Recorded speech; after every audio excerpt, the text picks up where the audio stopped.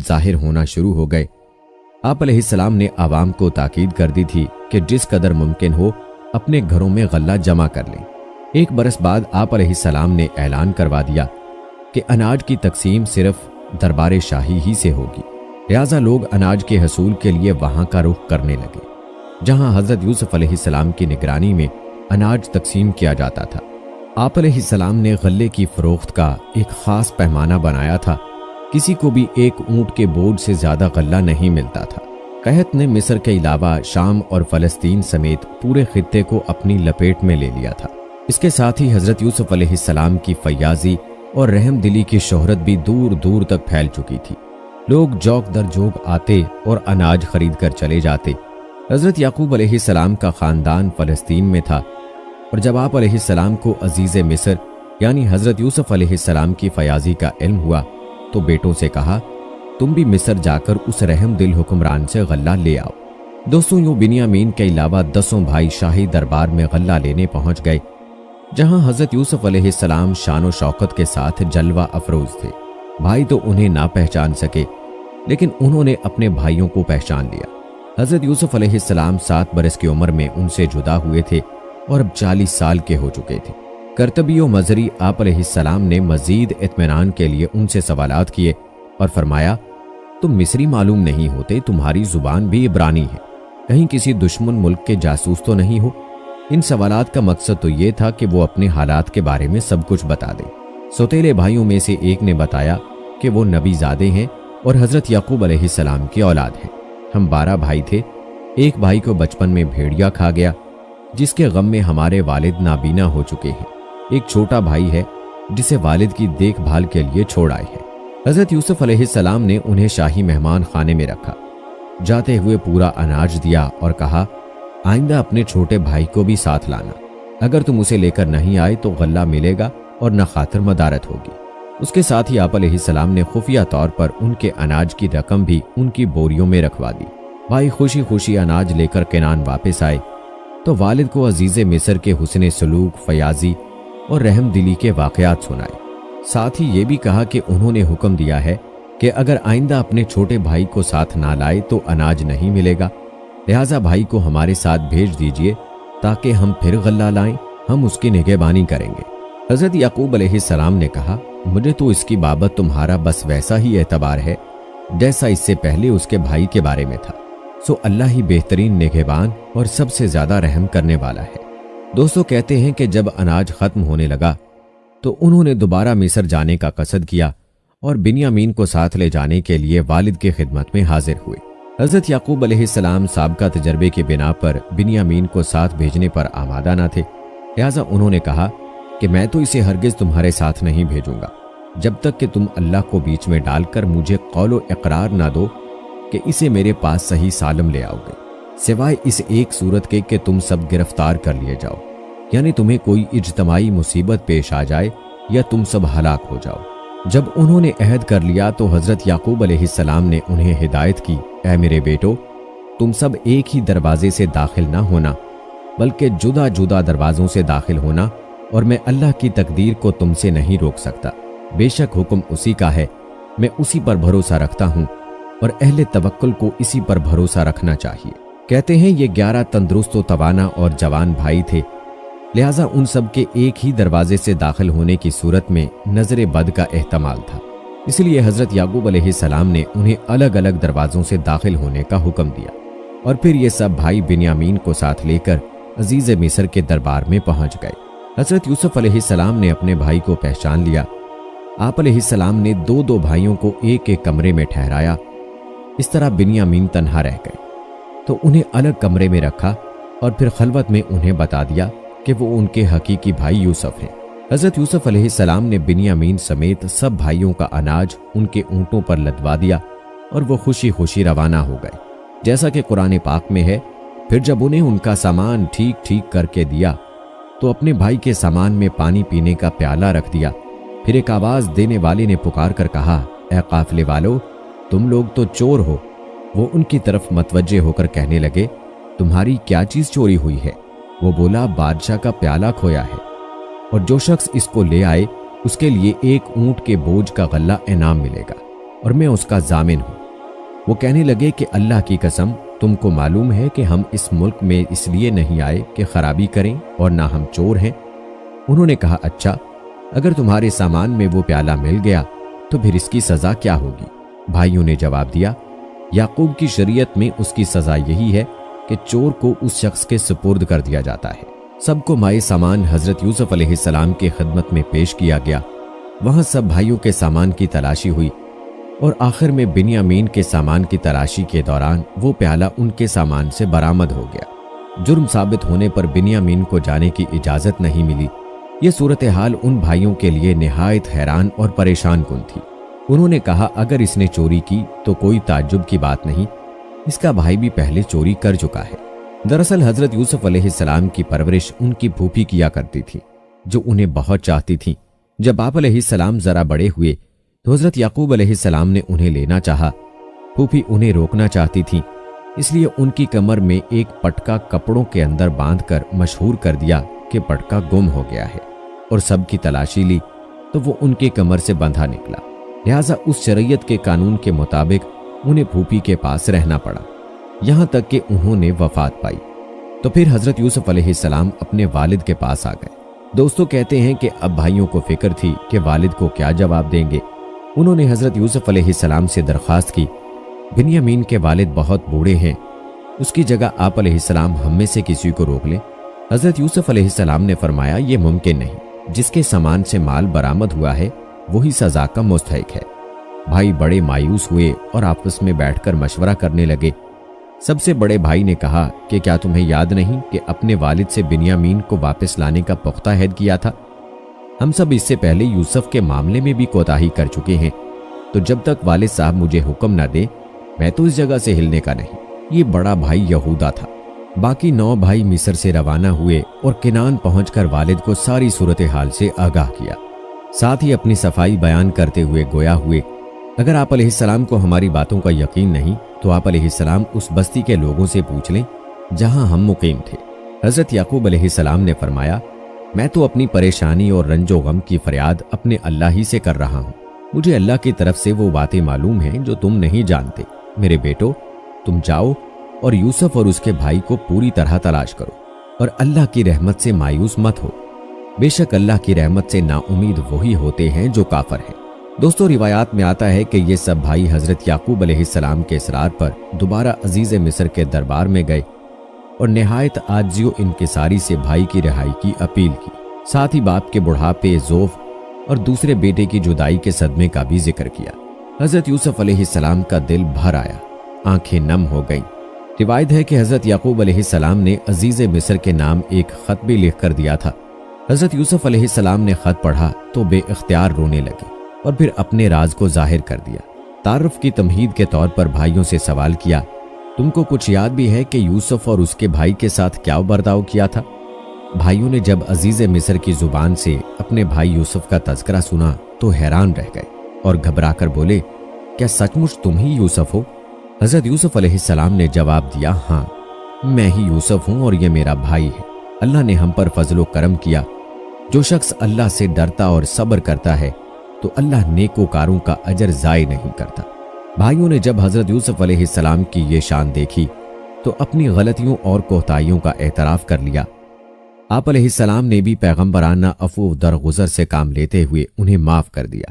روایات کے مطابق حضرت یوسف علیہ السلام نے بھائیوں کو بہت سا اناج دیتے ہوئے کہا کہ میرا یہ کرتا لے جاؤ، اسے والد صاحب کے منہ پر ڈال دینا، ان کی بینائی واپس آ جائے گی اور تم سب اپنے اہل و عیال کے ساتھ میرے پاس آ جاؤ۔ قافلہ قمیض لے کر چلا ہی تھا کہ 250 میل دور کنعان میں حضرت یعقوب علیہ السلام نے آس پاس کے لوگوں سے کہنا شروع کر دیا، اگر تم لوگ مجھ کو یہ نہ کہو کہ بوڑھا بہک گیا ہے تو مجھے یوسف کی خوشبو آ رہی ہے۔ بھائی واپس کنعان پہنچے اور والد کے چہرے پر کرتا ڈالا، جس سے ان کی بینائی بحال ہو گئی۔ آپ علیہ السلام نے بیٹوں سے فرمایا، کیا میں نے تم سے نہیں کہا تھا کہ میں اللہ کی طرف سے وہ باتیں جانتا ہوں جو تم نہیں جانتے؟ دوستو کہتے ہیں کہ کچھ دنوں بعد حضرت یعقوب علیہ السلام اہل خانہ کے ہمراہ مصر روانہ ہو گئے۔ حضرت یوسف علیہ السلام نے ایک بڑی سپاہ کے ساتھ شہر سے باہر والد اور خاندان والوں کا استقبال کیا۔ 40 سال بعد ہونے والی اس ملاقات نے باپ بیٹے یعنی اللہ کی دو پاکیزہ اور برگزیدہ ہستیوں کو آپ دیدہ کر دیا۔ دونوں دیر تک ایک دوسرے کے گلے لگے رہے۔ آپ علیہ السلام نے والد اور سوتیلی والدہ کو تخت شاہی پر بٹھایا، پھر خود تخت شاہی پر جلوہ افروز ہوئے تو شاہی آداب کے مطابق تمام درباریوں نے سجدہ کیا۔ یہ صورتحال دیکھ کر خاندان یوسف علیہ السلام نے بھی ایسا ہی کیا۔ مولانا اشرف علی تھانوی رحمہ اللہ علیہ تفسیر یوسف میں فرماتے ہیں کہ یہ سجدہ تحیت تھا جو سابقہ امتوں میں جائز تھا۔ حضرت یوسف علیہ السلام کو اپنا بچپن کا خواب یاد آ گیا۔ انہوں نے کہا کہ اے ابا جان، یہ میرے اس خواب کی تعبیر ہے جو میں نے بچپن میں دیکھا تھا اور جس کو میرے رب نے سچا کر دکھایا۔ بادشاہ حضرت یوسف علیہ السلام پر ایمان لے آیا تھا اور اس نے امور سلطنت آپ علیہ السلام کے سپرد کر دیے تھے۔ حضرت یوسف علیہ السلام کے خاندان نے مصر ہی میں مستقل سکونت اختیار کر لی تھی اور اس طرح بنی اسرائیل سرزمین مصر میں آباد ہو گئے۔ اور دوستو، اب بات کرتے ہیں آپ علیہ السلام کے انتقال کی۔ روایات کے مطابق حضرت یوسف علیہ السلام کا انتقال 120 سال کی عمر میں ہوا اور دریائے نیل کے کنارے دفن ہوئے۔ روایت ہے کہ اللہ تعالیٰ نے حضرت موسیٰ علیہ السلام کو مصر چھوڑنے کا حکم دیتے ہوئے حضرت یوسف علیہ السلام کی میت بھی اپنے ساتھ لے جانے کی ہدایت کی، جس پر وہ ان کا تابوت فلسطین لے گئے اور حضرت اسحاق علیہ السلام اور حضرت یعقوب علیہ السلام کے برابر دفن کر دیا۔ واللہ عالم۔ دوستو، یاد رہے کہ حضرت ایوب علیہ السلام حضرت یعقوب علیہ السلام کے بیٹے عیس کی اولاد میں سے تھے۔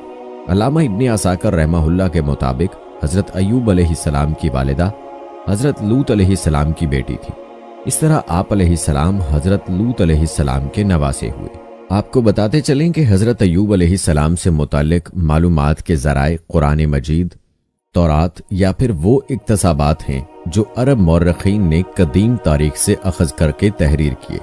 دوستو، حضرت ایوب علیہ السلام سے متعلق سب سے قدیم شہادت تورات کے اس صحیفے میں ملتی ہے جو ان کے نام سے منسوب ہے، اور کہتے ہیں کہ صحیفہ سفر ایوب تورات کا سب سے قدیم صحیفہ ہے، جس سے معلوم ہوتا ہے کہ آپ سرزمین اوز کے رہنے والے تھے، نہایت سچے، اللہ تعالیٰ سے ڈرنے والے، برائیوں سے دور رہنے والے کامل انسان تھے، ہر وقت یاد الہی میں مشغول اور اللہ تعالیٰ کا شکر ادا کرتے رہتے۔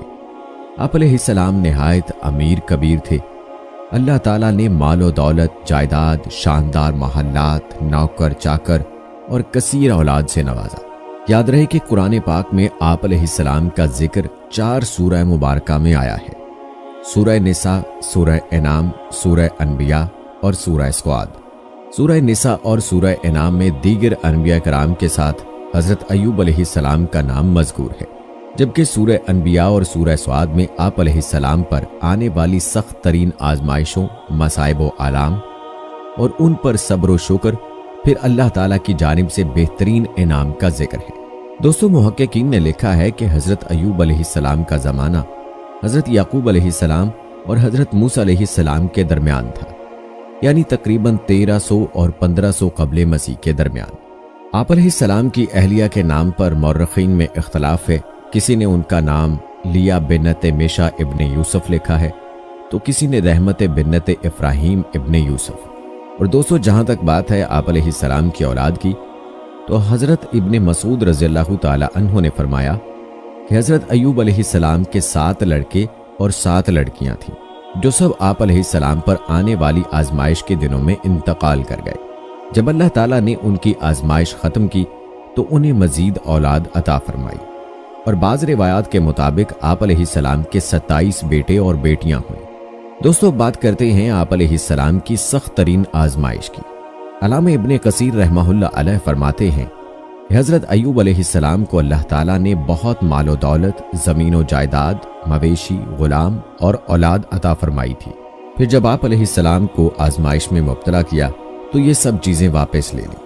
انہیں طرح طرح کی بیماریاں لاحق ہو گئیں اور کوئی عضو صحیح سالم باقی نہ رہا سوائے دل اور زبان کے۔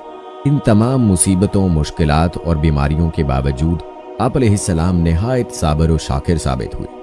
اللہ عز و جل سے ثواب کی آس لگائے بیٹھے رہتے اور دن و رات اس کا ذکر کرتے رہتے۔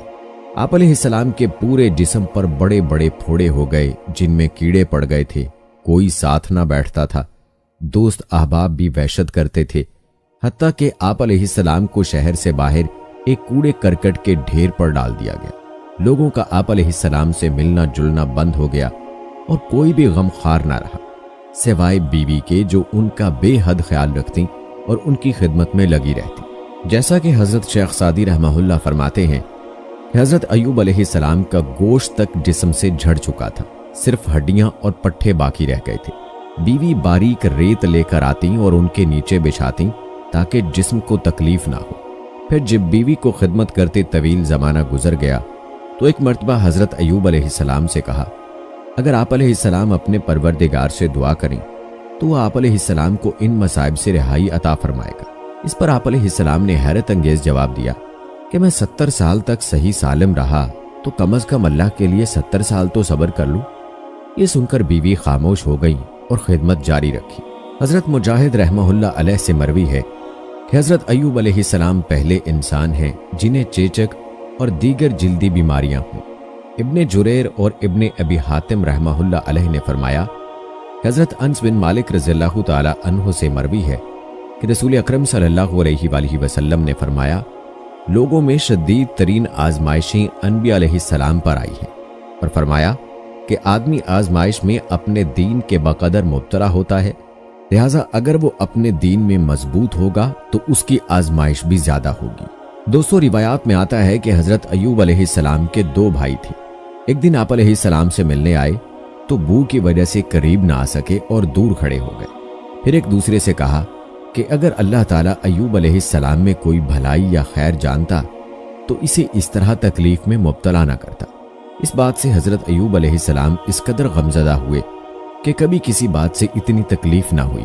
आप अलैहिस्सलाम ने फौरन बारगाहे रब्बुल इज़्ज़त में दुआ के लिए हाथ बुलंद किए, जैसा कि कुरान पाक में इरशाद बारी ताला है कि जब उन्होंने अपने परवरदिगार से दुआ की कि मुझे ईज़ा हो रही है और तू सबसे बढ़कर रहम करने वाला है, तो हमने उनकी दुआ कबूल कर ली और उन्हें जो तकलीफ थी वो दूर कर दी और उनको बाल बच्चे भी अता फरमाए और अपनी मेहरबानी से उनके साथ इतने ही और बख्शे और इबादत करने वालों के लिए नसीहत है। और इसी तरह दोस्तों, कुरान मजीद की सूरह स्वाद की आयत नंबर 41 और 42 में अल्लाह ताला इरशाद फरमाते हैं, और हमारे बंदे अय्यूब को याद करो जब उन्होंने अपने रब को पुकारा कि ऐ अल्लाह, शैतान ने मुझको ईज़ा और तकलीफ दे रखी है। हमने कहा कि ज़मीन पर पाँव मारो, देखो ये चश्मा निकल आया, नहाने को ठंडा और पीने को शीरी।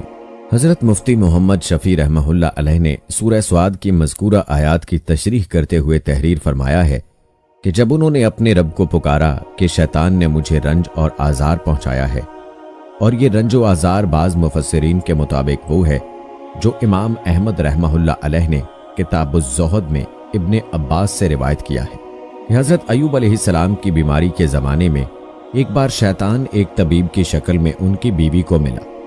उन्होंने उसे तबीब समझकर इलाज की दरख्वास्त की तो शैतान ने कहा, इस शर्त पर कि अगर उनको शिफा हो जाए तो यूं कह दें कि तूने शिफा दी, मैं और कुछ नजराना नहीं चाहता। बीवी ने अय्यूब अलैहिस्सलाम से जिक्र किया तो उन्होंने फरमाया कि भली मानस, वो तो शैतान था। मैं अहद करता हूं कि अगर अल्लाह ताला मुझको शिफा दे तो मैं तुझको 100 कुमचियां मारूंगा। आप अलैहिस्सलाम को सख्त रंज पहुंचा, इससे कि मेरी बीमारी की बदौलत शैतान का यहां तक हौसला बढ़ा कि खास मेरी बीवी से ऐसे कलमात कहलवाना चाहता है जो ज़ाहिरन मौजब शिरक है, गो तावील से शिरक ना हो। दोस्तों, अगरचे हज़रत अय्यूब अलैहिस्सलाम अज़ाला मर्ज के लिए पहले भी दुआ कर चुके थे, मगर इस वाक़े के बाद और ज़्यादा आजिज़ी और तज़र्रा से दुआ की। बस हमने उनकी दुआ कबूल की और हुक्म दिया कि अपना पाँव ज़मीन पर मारो। चुनाचे उन्होंने ज़मीन पर पाँव मारा तो वहाँ से एक चश्मा पैदा हो गया। हमने उनसे कहा कि ये तुम्हारे लिए नहाने का ठंडा पानी है और पीने का, यानी इससे गुस्ल करो और पियो भी। चुनाचे नहाए और पानी पिया भी और बिल्कुल अच्छे हो गए। और हमने उनको उनका कुनबा अता फरमाया और उनके साथ गिनती में उनके बराबर और भी दिए, अपनी रहमत खास के सबब से और अहले अक्ल के लिए यादगार रहने के सबब से। यानी अहले अक्ल याद रखें कि अल्लाह ताला साबिरीन को कैसी जजा देते हैं। दोस्तों, कहते हैं कि हज़रत अय्यूब अलैहिस्सलाम ने अपनी कसम पूरी करने का इरादा किया مگر چونکہ بیوی نے ان کی بہت خدمت کی تھی اور ان سے کوئی گناہ بھی صادر نہیں ہوا تھا، اس لیے اللہ تعالیٰ نے اپنی رحمت سے ان کے لیے ایک تخفیف فرمائی اور ارشاد فرمایا کہ اے ایوب، تم اپنے ہاتھ میں ایک مٹھا سینکوں کا لو جس میں 100 سینکیں ہوں، اور اپنی بیوی کو اس سے مار لو اور اپنی قسم نہ توڑو۔ چنانچہ ایسا ہی ہوا۔ دوستو، اللہ تعالیٰ نے قرآن پاک میں حضرت ایوب علیہ السلام کی تعریف فرمائی، جیسا کہ ارشاد باری تعالیٰ ہے، بے شک ہم نے ان کو بڑا صابر پایا، اچھے بندے تھے کہ اللہ کی طرف بہت رجوع کرتے تھے۔ بعض حضرات نے شیطان کے رنج و ایذا پہنچانے کی تفصیل یہ بیان کی ہے کہ حضرت ایوب علیہ السلام جس بیماری میں مبتلا ہوئے وہ شیطان کے تسلط کی وجہ سے آئی تھی، اور ہوا یہ تھا کہ ایک مرتبہ فرشتوں نے حضرت ایوب علیہ السلام کی بہت تعریف کی، جس پر شیطان کو سخت حسد ہوا اور اس نے اللہ تعالیٰ سے دعا کی کہ مجھے ان کے جسم اور مال و اولاد پر ایسا تسلط عطا فرما کہ جس سے میں ان کے ساتھ جو چاہوں سو کروں۔ اللہ تعالیٰ کو بھی حضرت ایوب علیہ السلام کی آزمائش مقصود تھی، اس لیے شیطان کو یہ حق دے دیا گیا اور اس نے آپ علیہ السلام کو اس بیماری میں مبتلا کر دیا۔ لیکن محقق مفسرین نے اس قصے کی تردید کرتے ہوئے کہا ہے کہ قرآن کریم کی تصریح کے مطابق انبیاء علیہ السلام پر شیطان کو تسلط حاصل نہیں ہو سکتا، اس لیے یہ ممکن نہیں ہے کہ اس نے آپ علیہ السلام کو بیمار کر دیا ہو۔ بعض حضرات نے شیطان کے رنج و آزار پہنچانے کی یہ تشریح کی ہے کہ بیماری کی حالت میں شیطان حضرت ایوب علیہ السلام کے دل میں طرح طرح کے وسوسے ڈالا کرتا تھا، جس سے آپ علیہ السلام کو اور زیادہ تکلیف ہوتی تھی۔ دوستو، آخرکار حضرت ایوب علیہ السلام کی دعا بارگاہ الہی میں قبول کر لی گئی۔ انہوں نے اپنا پاؤں زمین پر مارا، جہاں سے ٹھنڈے اور شیریں پانی کا چشمہ پھوٹ پڑا۔ پھر آپ علیہ السلام نے اپنے کمزور اور لاغر جسم کو گویا اس چشمے کے پانی پر ڈال دیا۔ جیسے جیسے جسم پر پانی پڑتا، جسم میں توانائی آتی جاتی۔ آپ علیہ السلام دیر تک نہاتے رہے، یہاں تک کہ مکمل طور پر صحت مند ہو گئے۔ اس وقت ان کی اہلیہ وہاں موجود نہیں تھی، جیسا کہ ابن ابی حاتم نے فرمایا۔ حضرت ابن عباس رضی اللہ تعالی عنہ سے مروی ہے کہ اللہ تعالیٰ نے حضرت ایوب علیہ السلام کو جنت کا جوڑا پہنا دیا تھا۔ پھر وہ ہٹ کر ایک طرف بیٹھ گئے تو ان کی بیوی تشریف لائیں اور انہیں پہچان نہ سکی۔ انہوں نے آپ علیہ السلام سے پوچھا، اے اللہ کے بندے، یہاں ایک آفت زدہ شخص ہوتا تھا، وہ کہاں گیا؟ شاید کہ اسے کتے لے گئے یا بھیڑیے۔ اور ایک گھڑی یوں ہی بات کی۔ پھر حضرت ایوب علیہ السلام نے فرمایا، میں ہی ایوب ہوں۔ انہوں نے عرض کیا، اے اللہ کے بندے، آپ مجھ سے مذاق کرتے ہیں؟ حضرت ایوب نے کہا، میں ہی ایوب ہوں، اللہ نے مجھے میرا جسم لوٹا دیا ہے۔ مسند احمد میں حضرت ابو ہریرہ رضی اللہ تعالی عنہ سے مروی ہے کہ رسول اکرم صلی اللہ علیہ وآلہ وسلم نے فرمایا، حضرت ایوب علیہ السلام غسل فرما رہے تھے کہ ان پر سونے کی ٹڈیوں کا غول برسنا شروع ہوا، تو آپ علیہ السلام ان کو اپنے کپڑوں میں سمیٹنے لگے۔ اس پر اللہ تعالیٰ نے پکارا، اے ایوب، کیا میں نے تجھ کو ان سے جو تو دیکھ رہا ہے غنی نہیں کر دیا تھا؟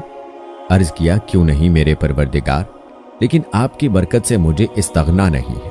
دوستو، آپ نے ملاحظہ فرمایا کہ آزمائش و امتحان اور مصائب و آلام پر صبر و شکر میں حضرت ایوب علیہ السلام ضرب المثل ہیں۔ اللہ رب العزت نے آپ علیہ السلام کو صبر و شکر کا وہ مقام عطا فرمایا کہ رہتی دنیا تک لوگوں کے لیے صبر ایوب مشعل راہ بن گیا۔ اللہ تعالیٰ نے جوں جوں آپ علیہ السلام کی آزمائشیں بڑھائیں، ویسے ویسے ان کی عبادت و ریاضت بڑھتی چلی گئی، یہاں تک کہ صبح و شام کا ہر لمحہ یاد الہی میں صرف ہوتا رہا۔ اور یہی وجہ ہے کہ قرآن پاک میں مختلف مقامات پر مصائب و تکالیف میں صبر کرنے والوں کو بے شمار اجر و ثواب کی نوید سنائی گئی۔ سورہ نحل کی آیت نمبر 96 میں اللہ تعالیٰ نے ارشاد فرمایا، جن لوگوں نے صبر کیا ہم ان کو ان کے اعمال کا بہت اچھا بدلہ دیں گے۔ سورہ فرقان کی آیت نمبر 75 میں اللہ تعالیٰ نے ارشاد فرمایا، ان لوگوں کو ان کے صبر کے بدلے جنت کے بالا خانے عطا ہوں گے اور وہاں فرشتے دعاؤں اور سلام سے ان کا استقبال کریں گے۔ سورہ زمر کی آیت نمبر 10 میں اللہ تعالیٰ نے ارشاد فرمایا، جو لوگ صبر سے کام لیتے ہیں ان کو بے حساب ثواب دیا جائے گا۔ اسی طرح سورہ دہر کی آیت نمبر 12 میں اللہ تعالیٰ نے ارشاد فرمایا، اور ان کے صبر کے بدلے انہیں جنت کے باغات اور ریشمی لباس عطا فرمائے گا۔ دوستو، ہم آپ کو حضرت ایوب علیہ السلام کی وفات کے بارے میں بھی بتائیں گے کہ کس عمر میں آپ علیہ السلام کی وفات ہوئی، لیکن اس سے پہلے آپ کی توجہ ایک اہم بات کی جانب مبذول کرواتے ہیں۔ بعض روایات میں حضرت ایوب علیہ السلام کی بیماری میں ان کے جسم میں کیڑے پڑنے کی بات کو غلط کہا گیا ہے۔ صحیح بات کیا ہے، اس بارے میں جامعۃ العلوم اسلامیہ علامہ بنوری ٹاؤن کراچی کے دارالفتاء کا کہنا ہے کہ مفتی محمد شفیع رحمہ اللہ علیہ نے حضرت ایوب علیہ السلام کی بیماری کے متعلق معرف القرآن میں لکھا ہے، قرآن کریم میں اتنا تو بتایا گیا ہے کہ حضرت ایوب علیہ السلام کو ایک شدید قسم کا مرض لاحق ہو گیا تھا، لیکن اس مرض کی نوعیت نہیں بتائی گئی۔ احادیث میں بھی اس کی کوئی تفصیل حضرت صلی اللہ علیہ وآلہ وسلم سے منقول نہیں، البتہ بعض آثار سے معلوم ہوتا ہے کہ آپ علیہ السلام کے جسم کے ہر حصے پر پھوڑے نکل آئے تھے، یہاں تک کہ لوگوں نے گھن کی وجہ سے آپ علیہ السلام کو ایک کوڑے یعنی کچرے کے ڈھیر پر ڈال دیا تھا۔ لیکن بعض محقق مفسرین نے ان آثار کو درست تسلیم کرنے سے انکار کیا ہے۔ ان کا کہنا ہے کہ انبیاء علیہ السلام پر بیماریاں تو آ سکتی ہیں، لیکن انہیں ایسی بیماریوں میں مبتلا نہیں کیا جاتا جن سے لوگ گھن کھانے لگے۔ حضرت ایوب علیہ السلام کی بیماری بھی ایسی نہیں ہو سکتی، بلکہ یہ کوئی عام قسم کی بیماری تھی، لہٰذا وہ آثار جن میں حضرت ایوب علیہ السلام کی طرف پھوڑے پھنسیوں کی نسبت کی گئی ہے یا جن میں کہا گیا ہے کہ آپ علیہ السلام کو کوڑے پر ڈال دیا گیا تھا، روایتاً اور درایتاً قابل اعتماد نہیں ہے، لہٰذا آپ علیہ السلام کے بدن میں کیڑے پڑنے کی بات درست نہیں، واللہ عالم۔ اور دوستو اب بات کرتے ہیں آپ علیہ السلام کی عمر مبارکہ کی۔ تو حضرت ایوب علیہ السلام کی عمر مبارکہ کے بارے میں مفسرین کی مختلف آراء ہیں۔ اکثر نے آپ علیہ السلام کی عمر 140 سال بتائی ہے، جبکہ ابن جریر رحمہ اللہ علیہ کے مطابق آپ علیہ السلام کی عمر 93 سال تھی، واللہ عالم۔ دوستو یہ 1520 قبل مسیح کی بات ہے۔ مصر پر فرعون بادشاہ منفتح ثانی کی حکومت تھی، بعض نے اس کا نام منفتح بھی لکھا ہے، اور وہ والد رمیسس کے بڑھاپے کی وجہ سے عملاً حکمران بنا ہوا تھا۔ خدائی کا دعوے دار یہ بادشاہ بڑا ظالم و جابر تھا، اس نے بنی اسرائیل کو اپنا غلام بنا رکھا تھا، حالانکہ وہ حضرت یوسف علیہ السلام کے زمانے سے وہاں رہائش پذیر تھے۔ حضرت یوسف علیہ السلام نے اپنے والد حضرت یعقوب علیہ السلام اور اپنے بھائیوں کے لیے ایک قطعہ زمین اس وقت کے فرعون بادشاہ ریان بن ولید سے حاصل کیا تھا۔ حضرت یعقوب علیہ السلام کی یہی نسل بنی اسرائیل کہلائی جو مصر میں خوب پھلی پھولی۔ یہ لوگ حضرت یعقوب علیہ السلام کے دین کے پیروکار تھے، چنانچہ اس وقت اللہ تعالیٰ کے نزدیک یہ سب سے بہتر جماعت تھی۔ انہوں نے فرعون کو سجدہ کرنے اور اسے اپنا رب ماننے سے انکار کر دیا تھا، اسی وجہ سے بادشاہ اور اس کے حواری ان پر ظلم و ستم کے پہاڑ ڈھاتے اور ان سے گھٹیا کام کرواتے۔ یاد رہے فرعون کسی خاص شخص کا نام نہیں بلکہ مصر کے بادشاہوں کا لقب تھا۔ تاریخی حقائق کے مطابق 31 فرعون خاندانوں نے مصر پر یکے بعد دیگرے حکومت کی۔ سب سے آخری خاندان نے 332 قبل مسیح میں سکندر اعظم کے ہاتھوں شکست کھائی۔ دوستو یہ تھا مختصر تعارف حضرت موسیٰ علیہ السلام کے زمانے کا۔ جہاں تک بات ہے آپ علیہ السلام کے نام و نسب کی، تو حضرت موسیٰ علیہ السلام کا نام اور نسب مبارک یوں بتایا جاتا ہے: موسیٰ بن عمران بن قاہس بن آزر بن یعقوب بن اسحاق بن ابراہیم علیہ السلام۔ دوستو حضرت موسیٰ علیہ السلام کی پیدائش کا واقعہ بڑا ہی دلچسپ اور ایمان افروز ہے۔ حضرت ابن عباس رضی اللہ تعالی عنہ اور حضرت ابن مسعود رضی اللہ تعالی عنہ سے مروی ہے کہ فرعون نے خواب دیکھا تھا کہ گویا ایک آگ بیت المقدس کی طرف سے چلی آ رہی ہے، اور اس نے مصر کے گھروں اور تمام قبطیوں یعنی بنی اسرائیل کے مخالف فرعونیوں کے گروہ کو جلا ڈالا، لیکن بنی اسرائیل کو آنچ تک نہ آئی۔ فرعون نے بیدار ہونے کے بعد اپنے ملک کے تمام کاہنوں، نجومیوں، جادوگروں اور دیگر ماہرین کو جمع کیا اور سب سے اس خواب کی تعبیر معلوم کی، جس پر انہوں نے جواب دیا: بنی اسرائیل میں ایک بچہ پیدا ہوگا اور اس کے ہاتھوں اہل مصر کی ہلاکت ہوگی۔ نیز بنی اسرائیل کے ہاں بھی شروعات ہی سے یہ بات مشہور تھی کہ انہی میں ایک بچہ پیدا ہوگا جو بڑا ہو کر فرعون کا تختہ الٹے گا اور بنی اسرائیل کے پاس مصر کی باغ ڈور آئے گی۔ یہ خبر فرعون مصر کو بھی اس کے درباریوں نے پہنچا دی تھی، لہٰذا اس خواب کے بعد وہ مزید فکر مند ہو گیا اور اس نے حکم جاری کر دیا کہ بنی اسرائیل میں پیدا ہونے والے تمام لڑکے قتل کر دیے جائیں۔ اس حکم کے بعد فرعون کے حواریوں اور اس کی سپاہ نے ہر ممکن اقدام اٹھا لیا کہ کوئی نومولود لڑکا زندہ نہ بچ پائے، لیکن اللہ کے فیصلے اٹل ہوتے ہیں۔ دیکھتے ہی دیکھتے بنی اسرائیل کے ہزاروں نومولود بچے ذبح کر دیے گئے۔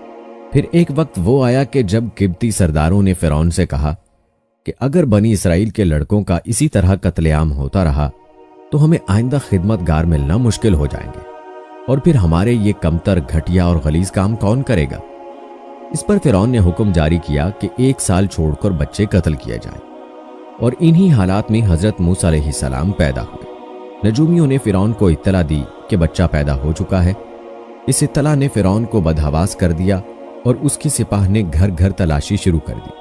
حضرت موسیٰ علیہ السلام کے بھائی حضرت ہارون علیہ السلام سال امان میں پیدا ہوئے تھے، جبکہ حضرت موسیٰ علیہ السلام قتل والے سال میں پیدا ہوئے، مگر اللہ نے ان کی حفاظت کا سامان اس طرح فرمایا کہ ان کی والدہ پر معمول کے مطابق حمل کے آثار ظاہر نہیں ہوئے، جس سے فرعون کی چھوڑی ہوئی دائیوں کی نگاہ میں نہ آئیں۔ یوں ولادت کا مرحلہ تو خاموشی سے گزر گیا اور حکومت کے علم میں نہ آ سکا، لیکن ولادت کے بعد بھی قتل کا اندیشہ موجود تھا۔ اللہ تعالیٰ نے اس کا حل بھی موسیٰ علیہ السلام کی والدہ کو سمجھا دیا، چنانچہ انہوں نے بچے کو صندوق میں لٹا کر دریائے نیل میں ڈال دیا، جیسا کہ قرآن پاک کی سورہ قصص کی آیت نمبر 7 میں اللہ تعالیٰ ارشاد فرماتے ہیں، ہم نے موسیٰ کی ماں کو وحی کی کہ اسے دودھ پلاتی رہے، اور جب تجھے اس کی نسبت کوئی خوف معلوم ہو تو اسے دریا میں بہا دینا، اور کوئی ڈر، خوف یا رنج و غم نہ کرنا، ہم یقیناً اسے تیری طرف لوٹانے والے ہیں اور اسے اپنے پیغمبروں میں سے بنانے والے ہیں۔ دوستو، علامہ طبری رحمہ اللہ علیہ فرماتے ہیں کہ حضرت موسیٰ علیہ السلام کی والدہ نے 3 دن آپ علیہ السلام کو دودھ پلایا اور چوتھے دن لکڑی کے صندوق میں رکھ کر دریا میں ڈال دیا، جبکہ بعض دیگر مفسرین نے دودھ پلانے کی مدت 3 ماہ بیان کی ہے۔ صندوق دریا میں بہتا ہوا فرعون کے محل کے پاس پہنچ گیا جو لبے دریا تھا۔ فرعون کے نوکروں نے صندوق اٹھایا اور فرعون کی بیوی آسیہ کی خدمت میں پیش کر دیا۔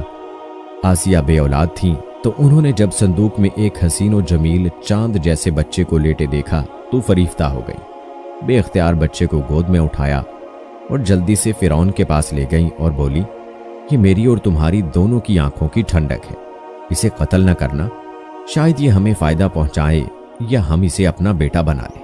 اہلیہ کی شدید خواہش کے پیش نظر فرعون نے بادل ناخواستہ پرورش کی اجازت دے دی۔ ادھر حضرت موسیٰ علیہ السلام کی والدہ نے انہیں دریا کے سپرد تو کر دیا تھا، لیکن وہ بے قرار تھی، چنانچہ انہوں نے حضرت موسیٰ علیہ السلام کی بہن مریم بنت عمران کو بھائی کی خبرگیری کے لیے بھیجا۔ مریم دور سے صندوق کو دیکھتے ہوئے دریا کے کنارے کنارے چلتی ہوئی فرعون کے محل تک پہنچ گئی، جہاں فرعون کی بیوی دیگر عورتوں کے ساتھ بڑی دیر سے معصوم بچے کو دودھ پلانے کی کوششوں میں مصروف تھی، لیکن کوئی آیا انہیں دودھ پلانے اور چپ کروانے میں کامیاب نہیں ہو رہی تھی۔ جیسا کہ قرآن پاک کی سورہ قصص کی آیت نمبر 13 میں اللہ تعالیٰ نے ارشاد فرمایا، اور ہم نے پہلے ہی سے اس پر دائیوں کے دودھ حرام کر دیے تھے۔ جو وقت گزرتا جا رہا تھا، بھوکے بچے کی بےتابی دیکھ کر آسیہ کی بے چینی بڑھتی جا رہی تھی۔ حضرت موسیٰ علیہ السلام کی بہن مریم دروازے پر کھڑی یہ سب منظر دیکھ رہی تھی۔ بالآخر بول پڑی، کیا میں تمہیں ایسا گھر نہ بتاؤں کہ جو تمہارے لیے اس بچے کو پالے اور اس کی خیر خواہی سے پرورش کرے؟ فرعون کی بیوی کی خواہش پر مریم جلدی سے جا کر اپنی والدہ کو محل میں لے آئیں، اور حضرت موسیٰ علیہ السلام نے فوری طور پر اپنی والدہ کی چھاتی سے لگ کر دودھ پی لیا۔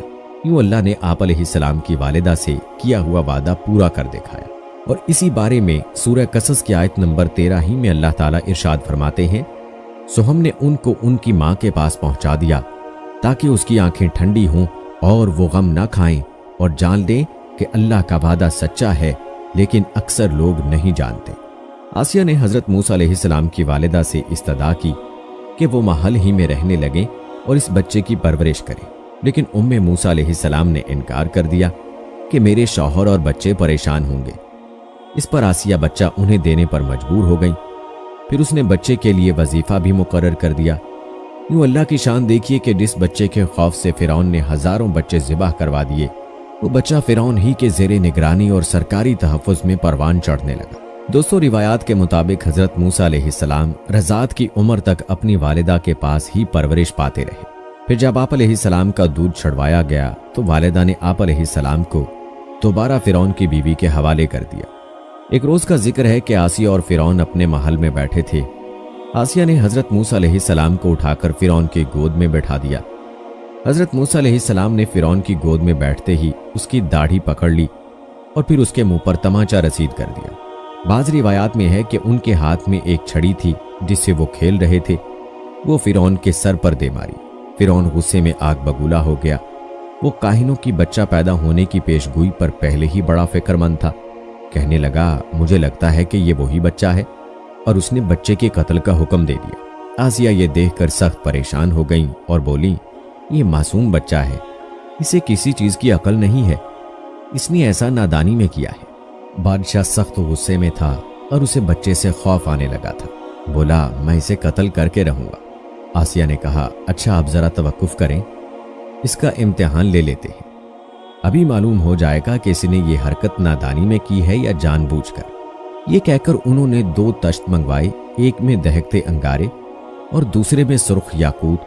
फिर फिरौन से बोली, देखें अगर इस बच्चे में अकल हुई तो याकूत उठाएगा, वरना अंगारों की तरफ हाथ बढ़ाएगा। दोनों तश्त हजरत मूसा अलैहिस्सलाम के सामने रख दिए गए। आप अलैहिस्सलाम ने याकूत की जानिब हाथ बढ़ाए, लेकिन हजरत जिब्राइल अलैहिस्सलाम ने फौरन उनके हाथ को अंगारों की तरफ बढ़ा दिया। आप अलैहिस्सलाम ने एक अंगारा उठाकर मुंह में रख लिया, जिससे जुबान जल गई और आप अलैहिस्सलाम रोने लगे। फिरौन ने जब ये देखा तो खामोश हो गया और अपना फैसला तब्दील कर दिया। दोस्तों, कहते हैं कि जुबान के जल जाने ही की वजह से हजरत मूसा अलैहिस्सलाम की जुबान में लुकनत पैदा हो गई थी। अलबत्ता अल्लाह ताला ने हजरत मूसा अलैहिस्सलाम को जिंदा रखना था और आप अलैहिस्सलाम फिरौन के घर में बड़े हुए। दोस्तों, कुरान पाक में हजरत मूसा अलैहिस्सलाम के हाथों किब्ती के कत्ल का जिक्र मौजूद है। जैसा कि कुरान पाक की सूरह कसस के आयत नंबर 14 में अल्लाह ताला इरशाद फरमाते हैं, और जब मूसा जवानी को पहुंचे और भरपूर जवान हो गए तो हमने उनको हिकमत और इल्म इनायत किया, और हम नेकोकारों को ऐसा ही बदला दिया करते हैं। हजरत मूसा अलैहिस्सलाम शाही महल में आसिया की ज़ेरे निगरानी परवरिश पाते हुए जवान हो गए। आप अलैहिस्सलाम निहायत खूबसूरत, ताकतवर, समझदार और दाना इंसान थे और मिस्र में फिरौन के ले पालक बेटे के तौर पर मशहूर थे। इसी वजह से उनका रोब व दबदबा भी बहुत था। हजरत मूसा अलैहिस्सलाम को इस बात का इल्म था कि वो फिरौनी यानी किब्ती नहीं बल्कि इसराइली है। लिहाजा जब फिरौन, उसके हवारियों और सिपाह की जानिब से इसराइलियों पर जुल्म ढाए जाते तो आप अलैहिस्सलाम को बेहद दुख होता। अक्सर इस जुल्म के खिलाफ आवाज भी बुलंद करते और बेकसूर इसराइलियों की मदद भी करते। रिवायात में आता है कि एक दिन हजरत मूसा अलैहिस्सलाम महल से निकलकर शहर का गश्त कर रहे थे। आप अलैहिस्सलाम ने देखा कि एक किब्ती किसी इसराइली को बुरी तरह जदोकोब कर रहा है। ये मंजर देखकर आप अलैहिस्सलाम रुक गए। इसराइली ने जब आप अलैहिस्सलाम को देखा तो मदद के लिए पुकार उठा। हजरत मूसा अलैहिस्सलाम दोनों के करीब गए और किब्ती को रोकने की कोशिश की, लेकिन वो जुल्म से बाज न आया। आप अलैहिस्सलाम काफी देर तक इसराइली को छुड़वाने की कोशिश करते रहे, लेकिन किब्ती किसी तौर पर उसे छोड़ने के लिए तैयार न था। आखिरकार आप अलैहिस्सलाम से जब्त ना हो सका और उसे एक मुक्का रसीद कर दिया, जिससे वो मर गया। हालांकि आप अलैहिस्सलाम की नीयत उसे मारने की ना थी। किब्ती के कत्ल की खबर फिरौन समेत पूरे मिस्र में फैल चुकी थी, लेकिन किसी को कातिल का पता न था और सिपाह कातिल की तलाश में सरगर्दा थी। दूसरे दिन हजरत मूसा अलैहिस्सलाम फिर गश्त पर निकले। ख्याल था कि किब्ती के कत्ल के रद्द-ए-अमल का अंदाजा हो सके। अभी कुछ ही दूर गए थे कि देखा वही इसराइली किसी दूसरे किब्ती से झगड़ा कर रहा है। उसने जब हजरत मूसा अलैहिस्सलाम को देखा तो फिर मदद के लिए पुकारा। आप अलैहिस्सलाम ने फरमाया, बेशक तू इससे ही गुमराह शख्स है, और फिर किब्ती को छुड़वाने के लिए आगे बढ़े। इसराइली ने समझा कि ये मुझ पर गुस्सा कर रहे हैं और आज मुझे मार डालेंगे, तो वो फौरन चिल्ला उठा, ऐ मूसा, जिस तरह तुमने कल एक किब्ती को मारा था, आज मुझे कत्ल करना चाहते हो? किब्ती ने जब ये सुना तो फौरन फिरौन को खबर भिजवा दी और फिरौन ने हजरत मूसा अलैहिस्सलाम की गिरफ्तारी का हुक्म दे दिया। दोस्तों, यूं फिरौन के हवारियों को हजरत मूसा अलैहिस्सलाम के हाथों किब्ती के कत्ल का इल्म हुआ तो उन्होंने आप अलैहिस्सलाम के कत्ल का फैसला कर लिया। ताहम वहां मौजूद आप अलैहिस्सलाम के एक हमदर्द ने आकर आप अलैहिस्सलाम को इत्तला कर दी। जैसा कि कुरान पाक में अल्लाह ताला इरशाद फरमाते हैं, और एक शख्स शहर की परली तरफ से दौड़ता हुआ आया और बोला, मूसा, शहर के रईस तुम्हारे कत्ल का मशवरा कर रही हैं, बस तुम जल्दी से यहाँ से निकल जाओ, मैं तुम्हारा खैर ख्वाह हूँ। हजरत मूसा अलैहिस्सलाम वहां से निकल खड़े हुए, कहने लगे, ऐ परवरदिगार, मुझे जालिमों के गिरोह से बचा ले। कहते हैं कि हजरत मूसा अलैहिस्सलाम को कोई इल्म न था कि कहाँ जाना है, क्योंकि मिस्र छोड़ने का ये हादसा बिल्कुल अचानक पेश आया। चुनांचे अल्लाह ताला ने एक फरिश्ते को घोड़े पर भेजा जिसने रास्ते की निशानदही की। روایات میں آتا ہے کہ آپ علیہ السلام کئی روز کی مسافت طے کر کے ارض مدین پہنچے اور شہر کے کنارے ایک کنویں کے قریب درخت کے سائے میں بیٹھ گئے۔ اس وقت کنویں پر جانوروں کو پانی پلانے والوں کی بھیڑ تھی۔ آپ علیہ السلام نے دیکھا کہ درخت کے پاس دو لڑکیاں بہت دیر سے اپنے جانور لیے کھڑی ہیں اور ان کی باری نہیں آتی۔ حضرت موسیٰ علیہ السلام کے پوچھنے پر انہوں نے بتایا کہ ہمارے گھر کوئی جوان نہیں ہے، والد بہت ضعیف ہیں۔ جب سب لوگ اپنے جانوروں کو پانی پلا کر چلے جائیں گے تو پھر ہم اپنے جانوروں کو پانی پلائیں گے۔ حضرت موسیٰ علیہ السلام یہ سن کر کھڑے ہو گئے۔ آپ علیہ السلام جوان بھی تھے اور طاقتور بھی۔ آپ علیہ السلام نے لڑکیوں کے مویشیوں کو پکڑا اور لوگوں کے بیچ میں سے راستہ بناتے ہوئے کنویں تک پہنچ گئے۔ کنویں سے پانی نکال کر سب مویشیوں کو سیر ہو کر پلایا اور واپس آ گئے۔ لڑکیوں نے آپ علیہ السلام کا شکریہ ادا کیا اور گھر کی طرف چلی گئی۔ مفسرین نے لکھا ہے کہ وہ حضرت شعیب علیہ السلام کی صاحبزادیاں تھیں۔ جب وہ وقت سے پہلے گھر پہنچ گئیں تو حضرت شعیب علیہ السلام کو تعجب ہوا اور جلد آنے کی وجہ دریافت کی، جس پر لڑکیوں نے پورا واقعہ بتایا۔ حضرت شعیب علیہ السلام خوش ہوئے اور فرمایا، جاؤ اور اللہ کے اس نیک اجنبی بندے کو میرے پاس لے آؤ۔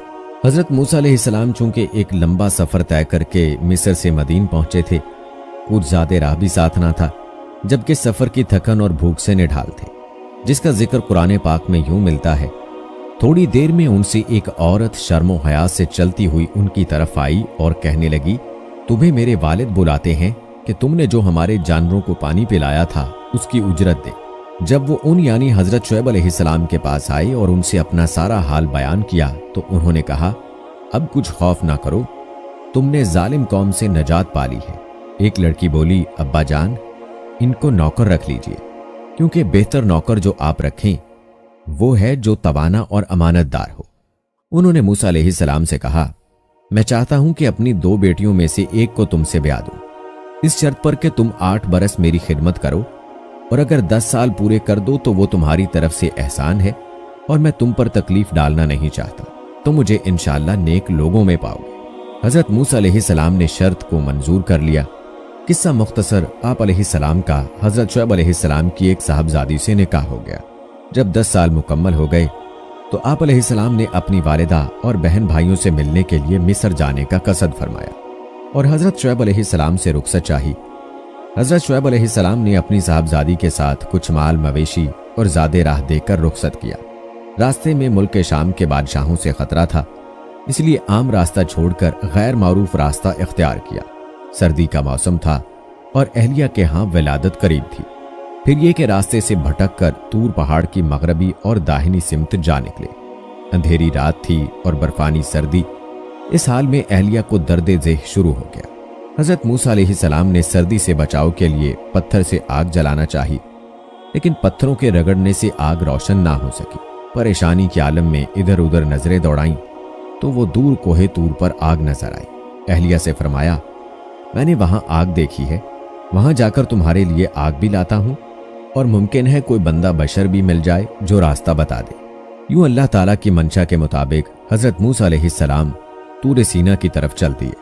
قریب پہنچے تو ایک حیرت انگیز منظر دیکھا کہ ہر ایک سبز درخت کے اوپر آگ کے شعلے بھڑک رہے ہیں، مگر درخت کی کوئی شاخ جلتی ہے اور نہ کوئی پتا، دھواں ہے اور نہ تپش، جبکہ درخت کی سرسبزی و شادابی اپنے عروج پر ہے۔ بعض روایات میں ہے کہ جب آگ ان کی طرف بڑھی تو وہ گھبرا کر پیچھے ہٹے اور جیسے ہی واپسی کے لیے مڑے آواز آئی، جس کا ذکر اللہ تعالیٰ نے سورہ طٰہٰ کی آیت نمبر 12 اور 13 میں کچھ ان الفاظ میں کیا ہے، اے موسیٰ، یقیناً میں ہی تمہارا پروردگار ہوں، تم اپنی جوتیاں اتار دو، تم طوٰ کے مقدس وادی میں ہو، میں نے تم کو منتخب کر لیا ہے، تو جو حکم دیا جائے اسے کان لگا کر سنو۔ حضرت موسیٰ علیہ السلام نے جب اللہ ذوالجلال کی آواز سنی تو مبہوت کھڑے رہ گئے۔ آپ علیہ السلام نے فوری طور پر جوتے اتار دیے۔ اللہ تعالیٰ نے آپ علیہ السلام کو شریعت کی تعلیم دی اور پھر فرمایا، اے موسیٰ، تمہارے داہنے ہاتھ میں کیا ہے؟ انہوں نے کہا کہ یہ میری لاٹھی ہے، اس سے میں ٹیک لگاتا ہوں، بکریوں کے لیے پتے جھاڑتا ہوں، اس میں میرے لیے اور بھی کئی فائدے ہیں۔ اللہ تعالیٰ نے فرمایا، موسیٰ، اسے اپنے ہاتھ سے نیچے پھینک دو۔ انہوں نے اسے پھینکا تو وہ سانپ بن کر دوڑنے لگی۔ اللہ تعالیٰ نے فرمایا، اسے پکڑ لو اور ڈرنا مت، ہم اسے ابھی اس کی پہلی حالت میں لوٹا دیں گے، اور اپنا ہاتھ اپنی بغل میں ڈال لو تو وہ سفید چمکتا ہوا نکلے گا۔ बगैर किसी ऐब और बीमारी के। ये दूसरा मौजज़ा है। ये इसलिए कि हम तुम्हें अपनी बड़ी बड़ी निशानियां दिखाना चाहते हैं। अब तुम फिरौन के पास जाओ, उसने बड़ी सरकशी मचा रखी है। मूसा अलैहिस्सलाम ने कहा, ऐ मेरे परवरदिगार, मेरा सीना खोल दे और मेरे काम को आसान कर दे और मेरी जुबान के गिरह खोल दे ताकि वो मेरी बात समझ सकें और मेरे घर वालों में से एक को मेरा वजीर यानी मददगार मुकर्रर फरमा दे, यानी मेरे भाई हारून को, तो उससे मेरी कमर कस दे और उसे मेरा शरीक कार कर दे ताकि हम दोनों बकसरत तेरी तस्बीह बयान करें और बकसरत तुझे याद करें। अल्लाह तबारक व तआला ने फरमाया, मूसा अलैहिस्सलाम, तुम्हारी तमाम दुआएं कबूल कर ली गई है। दोस्तों, यूं हजरत मूसा अलैहिस्सलाम तूरे सीना से नबूवत लेकर लौटे और अपनी अहलिया को लेकर मिस्र रवाना हो गए। रिवायात में है कि अल्लाह ताला ने हजरत हारून अलैहिस्सलाम को नबूवत के मनसब पर फायज फरमाकर हजरत मूसा अलैहिस्सलाम के मिस्र आने की खबर दे दी थी। चुनाचे हजरत हारून अलैहिस्सलाम ने आप अलैहिस्सलाम का इस्तकबाल किया और घर ले गए। हजरत मूसा अलैहिस्सलाम 10 साल बाद घर वालों से मिले थे। हुक्म इलाही की तकमील के लिए दूसरे ही दिन दोनों भाई फिरौन के दरबार में पहुंच गए। हजरत मूसा अलैहिस्सलाम ने फिरौन से फरमाया, ऐ फिरौन, हम रब्बुल आलमीन की तरफ से भेजे गए हैं, तू हमारे साथ बनी इसराइल को रवाना कर दे। फिरौन ने कहा, ऐ मूसा, क्या तूने मेरे घर परवरिश नहीं पाई और क्या तूने यहां रहते हुए कत्ल नहीं किया था? और तुम तो नाशुक्रे मालूम होते हो। मूसा अलैहिस्सलाम ने कहा, हाँ, वो हरकत मुझसे नागहां सरजद हो गई थी और मैं खताकारों में था। जब मुझे तुमसे डर लगा तो मैं यहां से निकल गया। फिर रब्बुल आलमीन ने मुझे दानाई अता फरमाई और अपना रसूल बनाया। मुझ पर तेरा क्या यही एहसान है जो तू मुझे जता रहा है और तूने बनी इसराइल को गुलाम बना रखा है? फिरौन ने कहा, रब्बुल आलमीन क्या चीज है? हजरत मूसा अलैहिस्सलाम ने फरमाया, वो आसमान और जमीन और जो कुछ इन दोनों में है सब का मालिक है, बशर्त ये कि तुम लोगों को यकीन हो। फिरौन ने अपने अहालियों मवालियों से कहा, क्या तुम सुन नहीं रहे हो? यानी क्या तुमको इस बात पर ताज्जुब नहीं कि मेरे सिवा भी कोई और माबूद है? हजरत मूसा अलैहिस्सलाम ने फरमाया, वो तुम्हारे और तुम्हारे अगले बाप दादाओं का परवरदिगार है। फिरौन ने कहा, लोगों, तुम्हारा ये रसूल जो तुम्हारी तरफ भेजा गया है ये तो यकीनन दीवाना है। मूसा अलैहिस्सलाम ने कहा, मशरिक व मगरिब और जो कुछ इन दोनों में है वो सब का मालिक है, बशर्त ये कि तुमको समझ हो। फिरौन ने कहा, अगर तुमने मेरे सिवा किसी और को माबूद बनाया तो मैं तुम्हें कैद कर दूंगा। हजरत मूसा अलैहिस्सलाम ने कहा, हाँ, मैं आपके पास रोशन चीज यानी मोज़ा लाऊं। फिरौन ने कहा, अगर सच्चे हो तो लाओ और दिखाओ। बस उन्होंने अपनी लाठी जमीन पर डाली तो वो उसी वक्त अजदहा बन गई और अपना हाथ जो बगल से निकाला तो वो सफेद चमकीला नजर आने लगा। ये देखकर फिरौन अपने आसपास बैठे सरदारों से कहने लगा, भाई, ये कोई बड़ा जादूगर है। ये तो चाहता है कि तुम्हें अपने जादू के जोर से तुम्हारे मुल्क से निकाल दे, तो तुम्हारी क्या राय है? उन सब ने कहा, आप इसे और इसके भाई को मोहलत दीजिए और तमाम शहरों में हरकारे रवाना कर दीजिए जो आपके पास माहिर जादूगरों को जमा करके ले आए। फिरौन ने हजरत मूसा अलैहिस्सलाम से कहा कि हम भी तुम्हारे मुकाबिल ऐसा ही जादू लाएंगे। हमारे और अपने दरमियान एक वक्त मुकर्रर कर लो, ना तो हम उसके खिलाफ करें और न तुम, और ये मुकाबला साफ मैदान में होगा। मूसा अलैहिस्सलाम ने कहा, जीनत और जश्न के दिन का वादा है और ये कि लोग उस दिन चाश्त के वक्त इकट्ठे हो जाएं।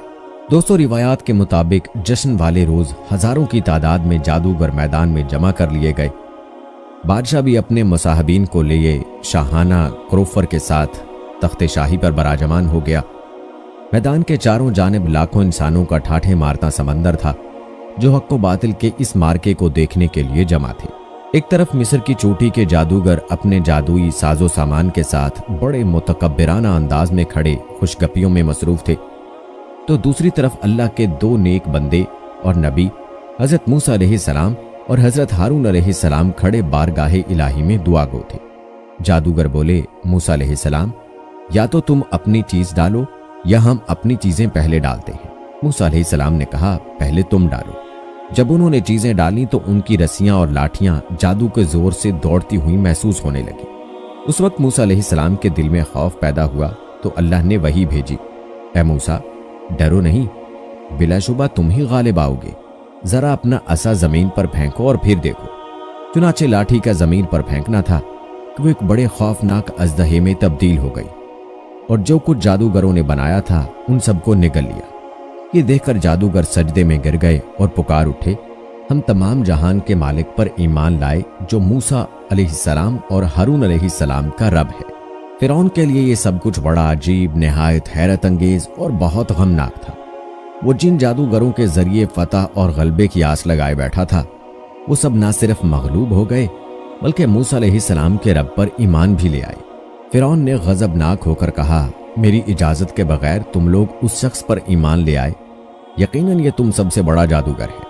मैं तुम सबके हाथ पांव काटकर सूली पर लटका दूंगा। उन्होंने कहा, कोई हर्ज नहीं, हम अपने परवरदिगार की तरफ लौट जाने वाले हैं। दोस्तों, रिवायात में आता है कि फिरौन ने उन सब जादूगरों के हाथ पांव कटवाकर उन्हें सूली पर लटका दिया, लेकिन वो ईमान से ना फिरे। दोस्तों, कहते हैं कि जादूगरों के ईमान लाने और उन्हें बेदर्दी से शहीद कर देने के बाद भी फिरौन की सरकशी और बदआमालियां जारी रहीं। मुफस्सिरीन के मुताबिक इस वाक़े के बाद हजरत मूसा अलैहिस्सलाम मजीद 20 बरस मिस्र में मुक़ीम रहे और लोगों को तौहीद की दावत देते रहे।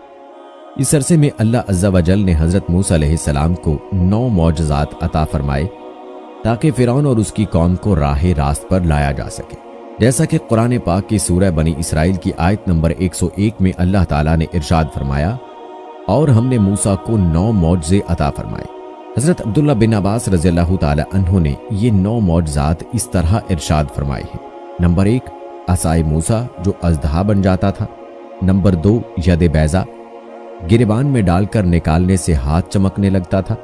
नंबर 3, जुबान में लुकनत थी जो दूर कर दी गई। नंबर 4, बनी इसराइल के दरिया पार करने के लिए दरिया को फाड़कर उसके 2 हिस्से कर दिए और रास्ता बना दिया।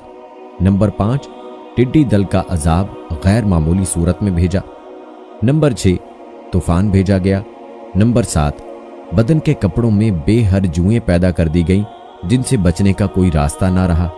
नंबर 8, मेंढकों का अजाब मुसल्लत किया गया कि हर खाने पीने की चीज में मेंढक आ जाते थे।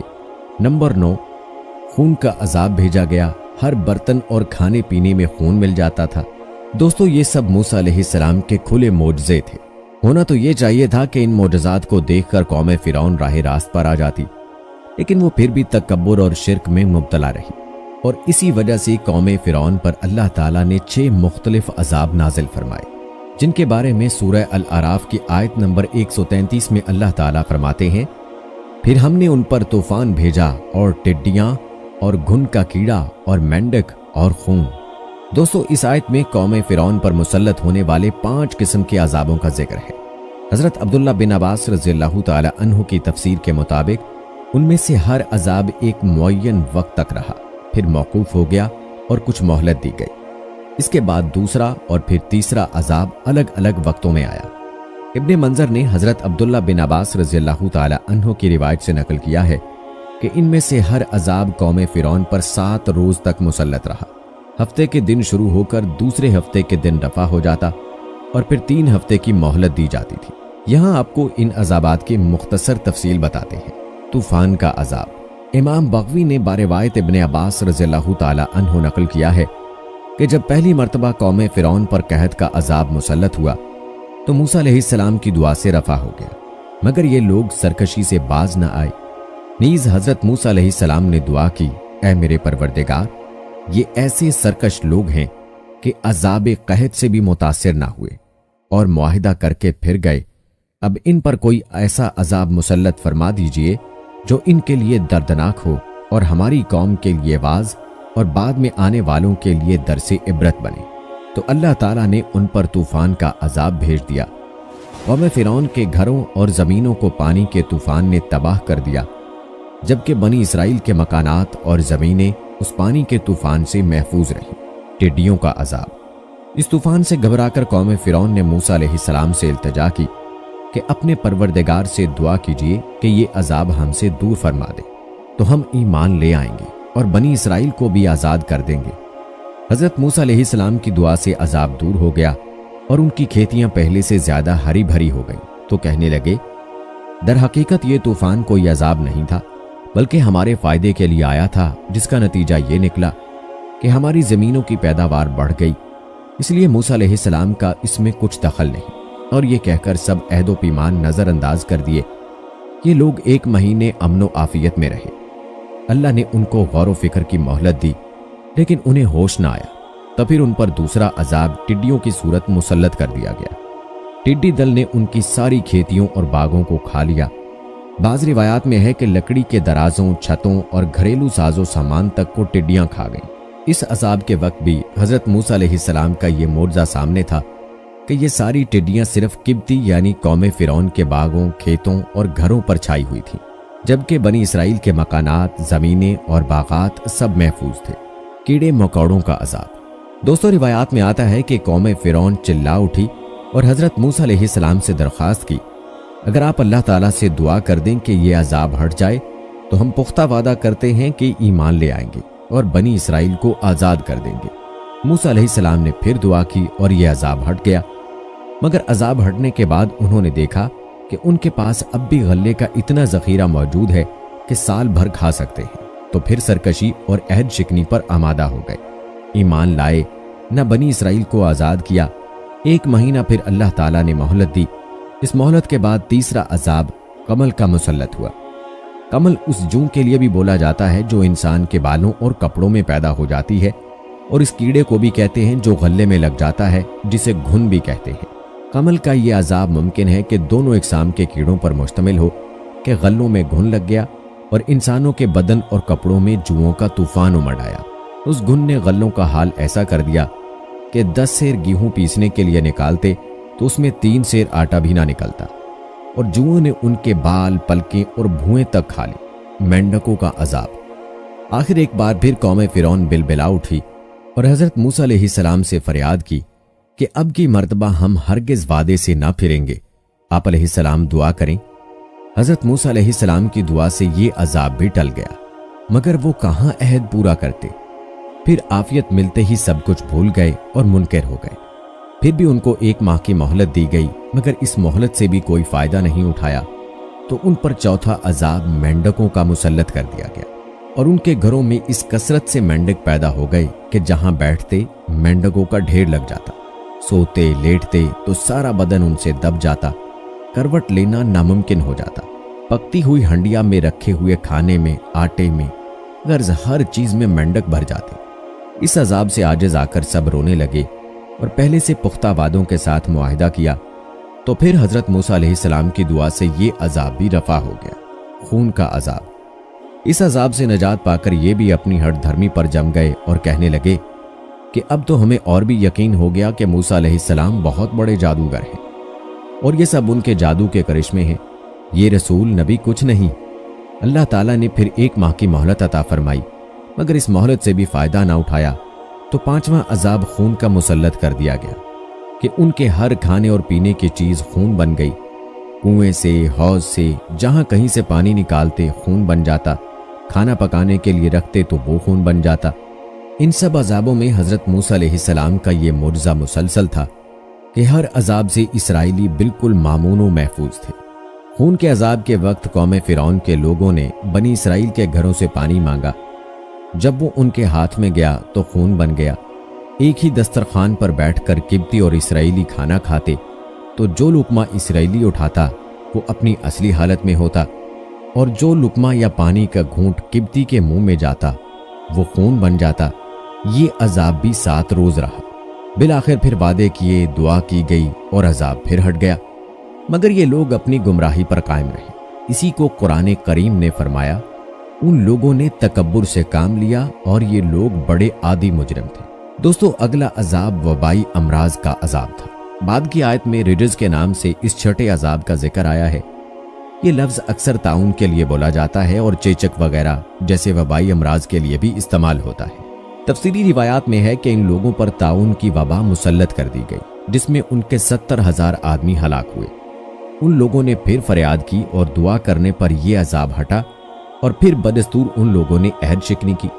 اتنی مسلسل آزمائشوں اور مہلتوں کے بعد جب ان میں کوئی احساس پیدا نہ ہوا تو آخری عذاب آ گیا کہ سب کے سب اپنے مکان، زمینیں، سامان چھوڑ کر موسیٰ علیہ السلام کے تعاقب میں نکلے اور بحیرہ احمر کا لقمہ بن گئے۔ دوستو، اللہ تعالیٰ کے مختلف عذاب نازل ہونے کے باوجود فرعون کا تکبر، غیظ و غضب اور ظلم و ستم اپنی انتہا کو پہنچ چکا تھا۔ وہ اور اس کے حواری حضرت موسیٰ علیہ السلام اور ان کے ساتھیوں کے خون کے پیاسے تھے۔ ایسے میں اللہ تعالیٰ نے موسیٰ علیہ السلام کو ہجرت کا حکم فرمایا، جیسا کہ قرآن مجید کی سورہ طٰہٰ کی آیت نمبر 77 میں اللہ تعالیٰ فرماتے ہیں، اور ہم نے موسیٰ کی طرف وحی بھیجی کہ ہمارے بندوں کو لے کر راتوں رات نکل جاؤ، پھر ان کے لیے دریا میں لاٹھی مار کر خشک راستہ بنا دو، پھر تم کو نہ تو فرعون کے آ پکڑنے کا خوف ہوگا اور نہ غرق ہونے کا ڈر۔ حضرت موسیٰ علیہ السلام شروع رات میں بنی اسرائیل کو لے کر مصر سے دریائے قلزم جو